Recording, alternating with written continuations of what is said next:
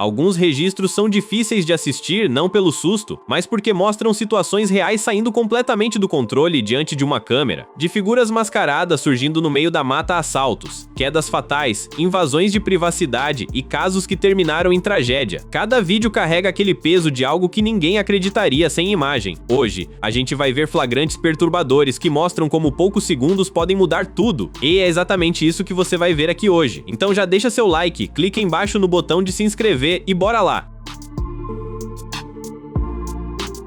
Em janeiro de 2015, estudantes de cinema caminhavam perto da estação Parnell, em Auckland, na Nova Zelândia, quando viram duas pessoas saindo do mato, do outro lado dos trilhos. Era um homem e uma mulher, de roupa escura, usando máscaras brancas sem expressão. No começo, até podia parecer uma encenação. O problema é que eles não riam, não falavam e não explicavam nada, só ficaram parados, encarando o grupo.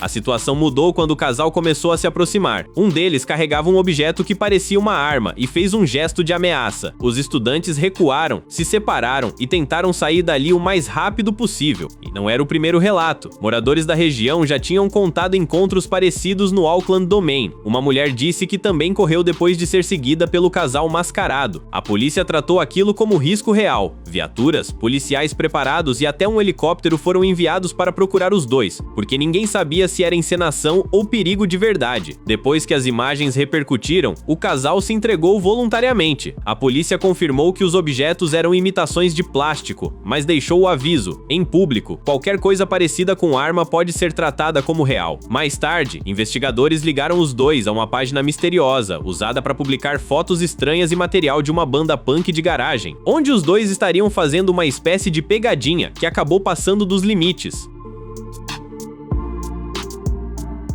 Na noite de 23 de junho de 2026, um adolescente de 16 anos caminhava sozinho por uma rua quase vazia no bairro Santa Mônica, em Uberlândia. De repente, dois homens apareceram numa moto. O garupa desceu rápido, apontou uma pistola e anunciou o assalto. O jovem entregou os pertences sem reagir. Mesmo assim, levou uma pancada com a própria mochila. Ele correu, só que no meio da fuga percebeu que aquilo parecia ser um simulacro, uma réplica de pistola, e tomou uma decisão muito arriscada. Voltou para cima da dupla.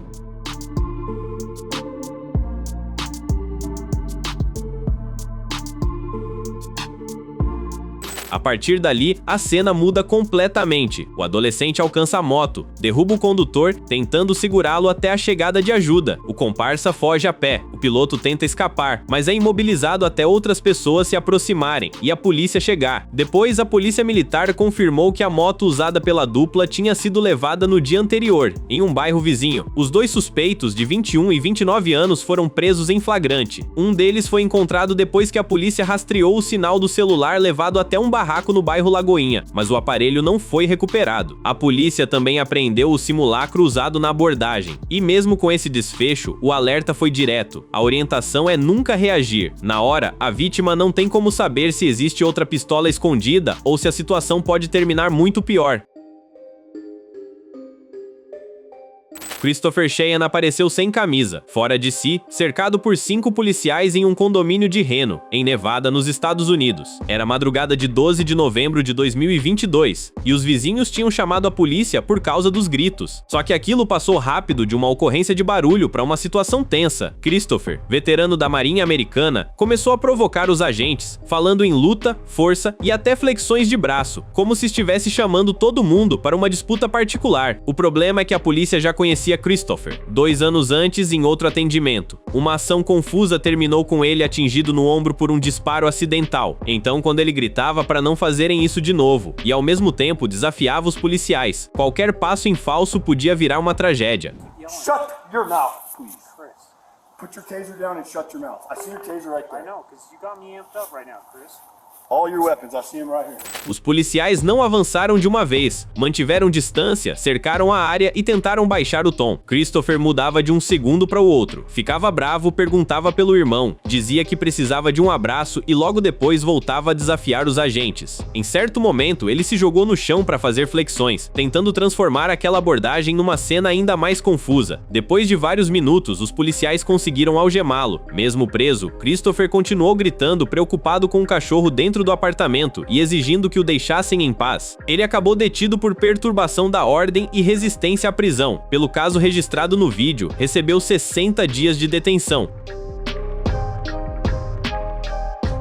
Madison tinha 23 anos e estava a poucos meses de se formar em educação infantil no Texas, nos Estados Unidos. Ela já trabalhava como babá para uma família e também cuidava dos cães da casa quando os donos viajavam. Segundo a mãe, Madison amava animais. Tinha 2 pitbulls em casa e chegou a comentar que os cães daquela família estavam agindo de um jeito estranho. Mesmo assim, aceitou o serviço porque já conhecia a rotina. No dia 21 de novembro de 2025, com a família fora, uma vizinha ouviu barulhos no quintal e olhou por uma fresta da cerca. Ela viu uma pessoa caída e ligou para a emergência sem entrar, porque os 3 cães continuavam soltos. Quando o primeiro policial chegou, os animais impediam qualquer aproximação.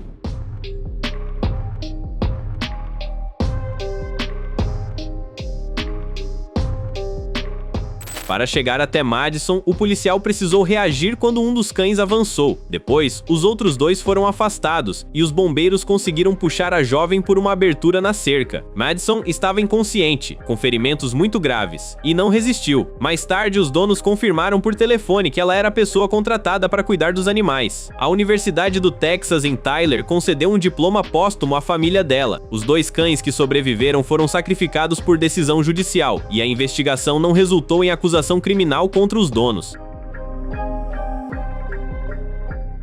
Catherine era uma atleta francesa de base jump, saltos de pontos fixos como penhascos e prédios, usando paraquedas. Em fevereiro de 1990, ela estava no Salto Ángel, na Venezuela, uma das quedas d'água mais altas do mundo. Lá em cima também estava Jean-Marc, de 38 anos, um nome enorme dos esportes radicais, gravando tudo para um programa de TV. A imagem começa quase bonita, névoa, paredão, paraquedas nas costas. Mas, na saída, Catherine perde a estabilidade. Ela gira durante a queda e abre o paraquedas numa posição ruim, já virada para o lado da rocha.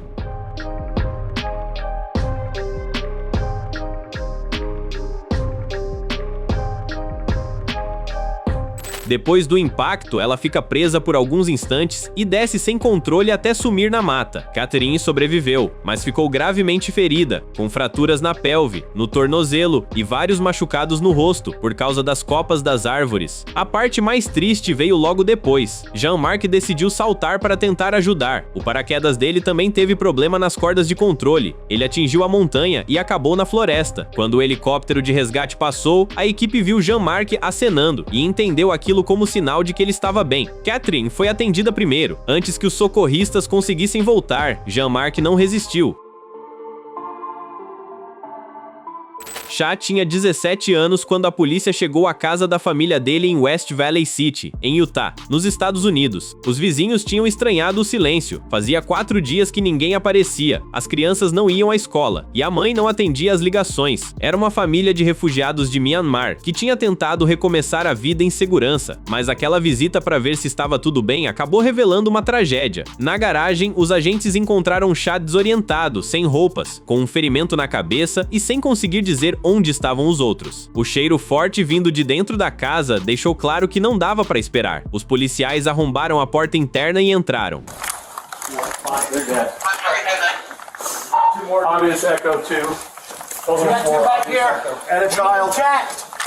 Dentro da casa, eles encontraram a mãe de Chá, Bu, 3 dos filhos e o pai, Dai, sem vida. A investigação apontou que Dai foi responsável pela morte da esposa e dos filhos, antes de também morrer no local. Chá sobreviveu ao ferimento na cabeça, mas ficou completamente cego dos 2 olhos e perdeu grande parte da memória. Ele não conseguiu contar o que tinha acontecido, nem explicar o motivo do pai. Mesmo depois de tudo, amigos disseram que Chá falou em perdão e que ainda amava o pai. Ele aprendeu Braille, se formou com honras no ensino médio e entrou na Universidade de Utah para estudar Direito. Em janeiro de 2026, apenas uma semana depois de começar essa nova fase, Chá morreu inesperadamente, por causas naturais, na casa dos tios, em Taylorsville.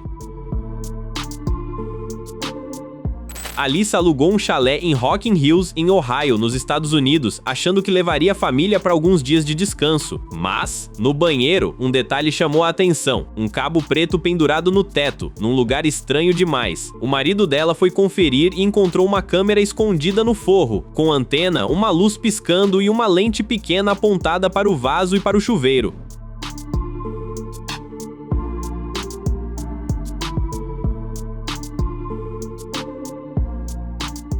Quando a polícia chegou, a suspeita ficou mais grave. Os agentes examinaram o banheiro, compararam o teto com as fotos do anúncio do imóvel e encontraram sinais de que o equipamento tinha sido disfarçado. Do lado de fora também havia câmeras instaladas na cabana, uma voltada para a banheira de hidromassagem e outra para a entrada. O dono do chalé, Jason Daniel Yard, passou a ser o principal suspeito. Na investigação, os policiais encontraram no cartão de memória gravações do próprio Jason, ajustando o ângulo da câmera. A perícia também identificou arquivos ilegais envolvendo dezenas de hóspedes, incluindo adultos e crianças que passaram pelo imóvel. No tribunal, ele tentou dizer que tudo tinha começado como segurança para monitorar a propriedade, mas admitiu que aquilo virou uma curiosidade invasiva. Jason, de 39 anos, foi condenado em novembro de 2025 a uma pena de 6 a 9 anos de prisão. Além disso, seus dados terão que permanecer registrados no sistema policial de Ohio por 25 anos.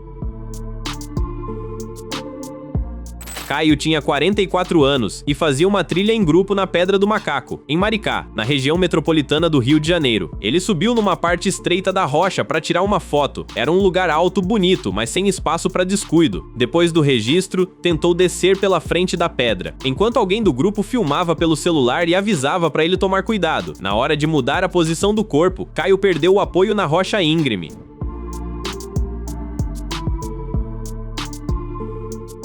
A queda foi de cerca de 150 metros. A área era de acesso muito difícil, com mata fechada e paredão inclinado. O resgate precisou de helicóptero e de cordas para chegar até o ponto onde ele estava. Quando as equipes localizaram Caio, ele já estava sem vida. A Pedra do Macaco é procurada por trilheiros, escaladores e pessoas que fazem descidas com cordas, mas não tem barreiras físicas nas bordas. 2 semanas antes, outra pessoa já havia morrido em uma queda na região de Maricá. No caso de Caio, o que começou como uma foto de trilha acabou sendo registrado em poucos segundos, diante de um grupo que não conseguiu impedir a tragédia.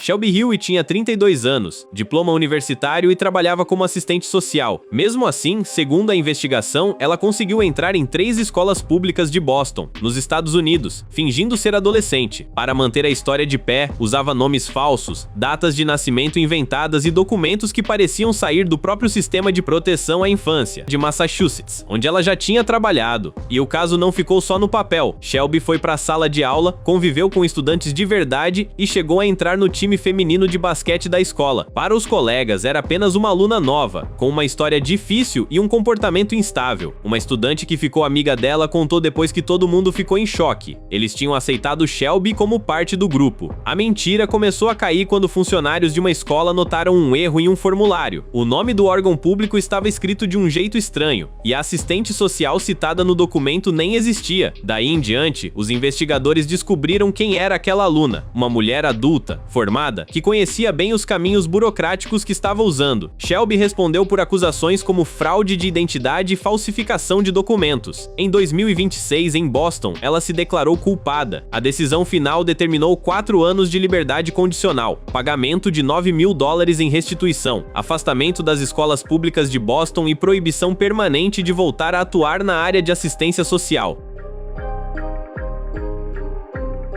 A pegadinha era simples, mas pegava no lugar mais incômodo possível, dentro de um elevador fechado. A mulher já estava ali, esperando a viagem seguir normal, quando a porta abriu e um homem entrou carregando uma figura preta, de chapéu, parecida com um manequim. Ele deixou aquilo parado atrás dela e saiu, com a maior naturalidade. Só essa cena já seria estranha, porque ninguém entra num elevador esperando ganhar um boneco silencioso no canto. A porta fechou, ela olhou desconfiada, tentou entender a situação e por alguns segundos, nada aconteceu.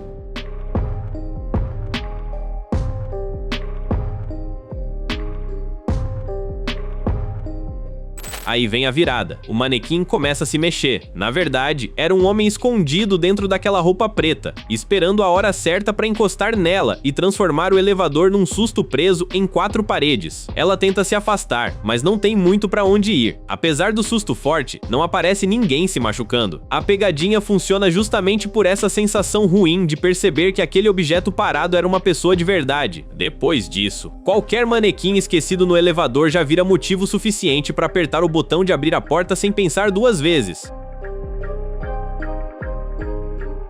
Alisha Norman queria só comemorar os 43 anos vendo um jogo de futebol feminino num Buffalo Wild Wings, em Westchester, na região de Los Angeles, nos Estados Unidos. Ela era turista, tinha vindo do Texas e nem tinha feito o pedido ainda quando ouviu um barulho estranho vindo de cima da mesa. Um rato caiu lá de cima, ainda vivo, e aterrissou direto no cardápio dela. Alisha contou depois que o impacto foi tão forte que parecia um caminhão batendo. A mesa travou. Quem estava por perto olhava sem entender se aquilo tinha acontecido mesmo, e a cena acabou sendo registrada por ela. Afinal, ela precisava de provas contra o estabelecimento. Posteriormente, o gerente apareceu e improvisou do jeito que deu. Pegou o animal com 2 pratos e colocou tudo dentro de uma sacola, mas a foto já havia sido registrada e o caso compartilhado por Alisha acabou gerando ampla repercussão. Depois, a rede disse que obras grandes no shopping onde ficava o restaurante poderiam ter deslocado os animais e causado problema. O gerente pagou a conta de Alisha pelo susto e o restaurante fechou voluntariamente no mesmo dia para limpeza, controle de pragas e sanitização. Mesmo com nojo, ela levou a situação com bom humor e ainda tirou uma foto na entrada, bem ao lado do selo de nota máxima da vigilância sanitária, claro que em tom de ironia. A Lake Morgan Knight não foi atrás de desconhecidos. Em Henderson, no estado de Nevada, ela escolheu gente próxima, amigos e familiares que confiaram nela quando ouviram que ela estaria com câncer de pâncreas. Entre junho de 2023 e abril de 2024, Haley dizia que estava em tratamento, publicava vídeos nas redes e até ensinava maquiagem para parecer mais abatida pelas sessões de quimioterapia. Enquanto isso, também vendia pacotes falsos de viagens de luxo. Quando as pessoas começavam a pedir o dinheiro de volta, ela usava o suposto diagnóstico como desculpa. No tribunal, o peso disso apareceu nos relatos. Suzanne, que realmente enfrentou um câncer de mama e já tinha trabalhado com pacientes oncológicos, contou que se comoveu e enviou cerca de $1.000 em presentes e doações. Sidney disse que ela e o marido chegaram a ceder o próprio quarto para Haley e a família ficarem confortáveis, além de cozinhar para ela e cuidar das crianças durante o falso tratamento. A polícia de Henderson, Haley admitiu que inventou a doença para fazer as pessoas sentirem culpa e darem mais atenção e amor a ela. Em 24 de junho de 2026, a juíza Jessica Peterson não aceitou tratar o caso como um simples erro. Liley foi sentenciada a 30 dias de detenção, 24 meses de liberdade condicional e ao pagamento de cerca de $20 mil em restituição às vítimas. Esse homem escolheu um pet bem fora do normal. Na marina de Compascai, nas Bahamas, dezenas de tubarões lixa ficam circulando na água rasa perto dos visitantes. Mas não é cena mágica nem coragem do nada. Há décadas, esses animais se acostumaram a receber restos de alimento de marinheiros e turistas. Com o tempo, gente na água virou sinal de comida fácil. Mesmo assim, ver alguém se aproximar, dar alimento e passar a mão nas costas dos tubarões como se fossem realmente de estimação. E além disso, agir com uma calma fora do comum realmente impressiona, mas ao mesmo tempo dá aquela tensão de que a confiança pode acabar rápido.